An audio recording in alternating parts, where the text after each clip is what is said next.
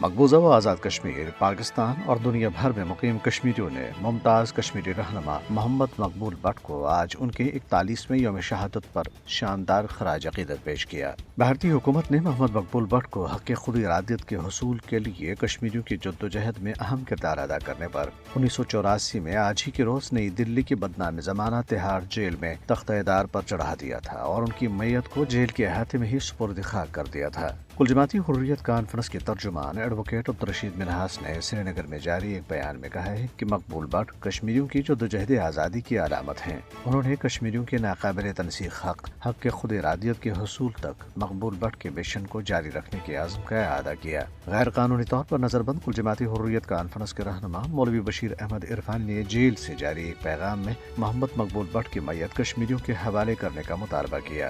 یوم مقبول بٹ کے سلسلے میں مظفر آباد میں ایک ریلی نکالی گئی۔ ریلی کے شرکاء نے تنازع کشمیر کے حل میں مزید تاخیر کے سنگین نتائج کے بارے میں خبردار کیا۔ Jammu Kashmir democratic freedom party کے زیر اہتمام ریلی میں غیر قانونی طور پر نظر بند حریت رہنماؤں کی فوری رہائی کا مطالبہ بھی کیا گیا۔ 1 کروڑ کشمیر ای میلز مہم کے سلسلے میں اسلام آباد میں منعقدہ ایک تقریب کے مقررین نے عالمی برادری پر زور دیا ہے کہ وہ کشمیر کے حوالے سے اقوام متحدہ کی ذمہ داریاں پوری نہ کرنے پر بھارت کو جواب دہ ٹھہرائیں۔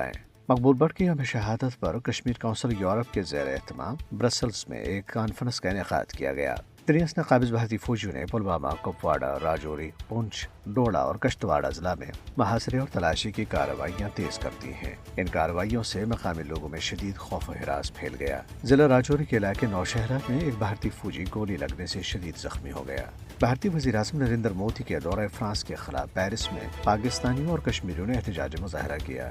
شرکاء نے مودی کو مسلمانوں کا قاتل قرار دیتے ہوئے بھارت کے خلاف نعرے لگائے۔ مظاہرین نے مظلوم کشمیریوں سے اظہار یکجہتی کیا۔